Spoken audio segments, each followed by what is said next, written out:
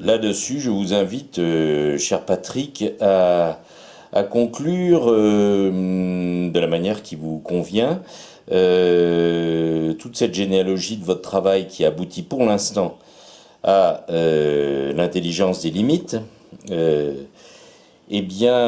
s'inscrit quand même dans quelque chose de plus global, général, qui, me semble-t-il, a une grande actualité, et d'abord une grande actualité à vos yeux. Oui, je dirais que si on veut aller aux choses véritablement globales, il y a au fond de tout cela un projet méthodologique que je construis depuis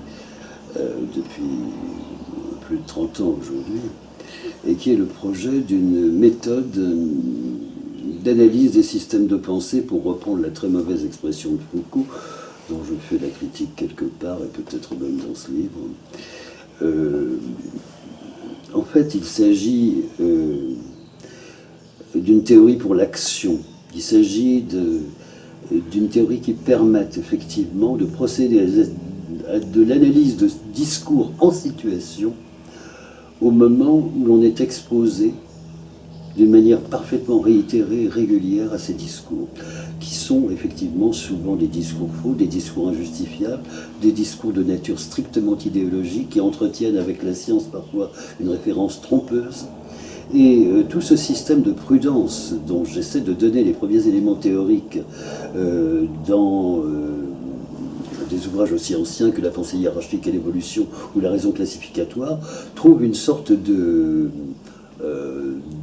point d'or qui est en même temps une introduction à la méthodologie en elle-même, dans Qu'est-ce que le matérialisme, publié il y a quelques années chez Belin.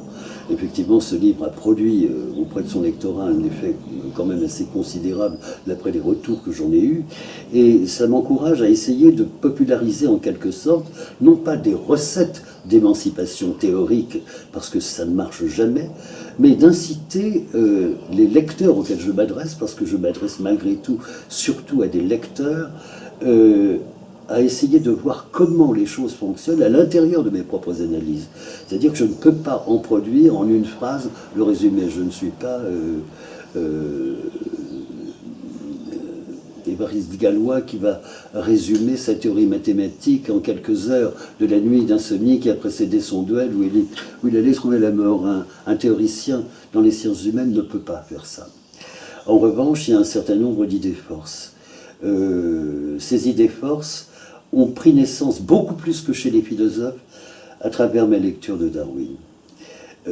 Cette lecture a été déterminante pour tout ce qui compte à peu près aujourd'hui et qui restait ininterprété sur le plan de la science elle-même. C'est-à-dire, qu'est-ce que véritablement l'origine de la morale? Quel est le rôle de la religion là-dedans?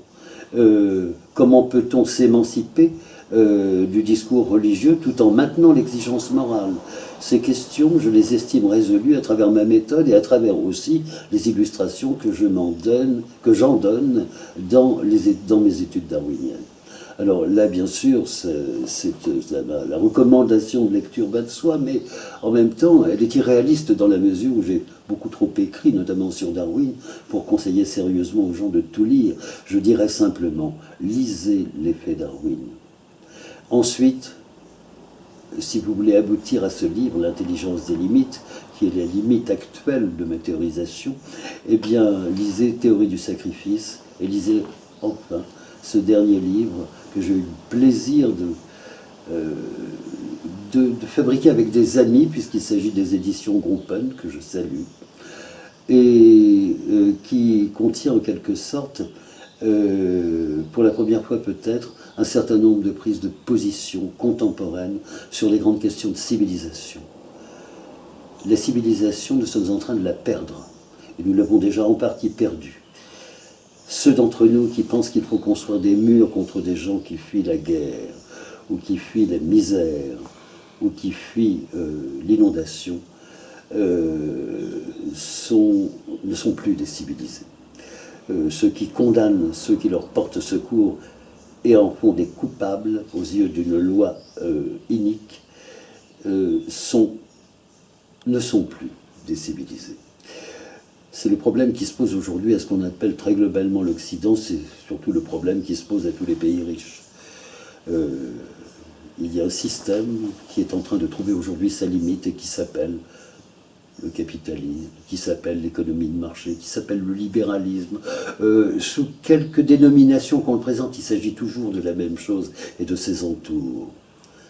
Et cela, il va falloir le comprendre avant que la réalité ne soit cette sanction terrible que nous voulions avant, d'une manière presque utopique, être une sanction de la conscience et de l'intelligence humaine contre un système devenu inacceptable. Aujourd'hui, si ce système est inacceptable, il y a peu de gens qui en sont conscients, hélas, parce que son grand effort, malgré sa désadaptation croissante aux nécessités de la vie, et notamment de la vie communautaire et de la vie internationale, eh bien, ce système nous a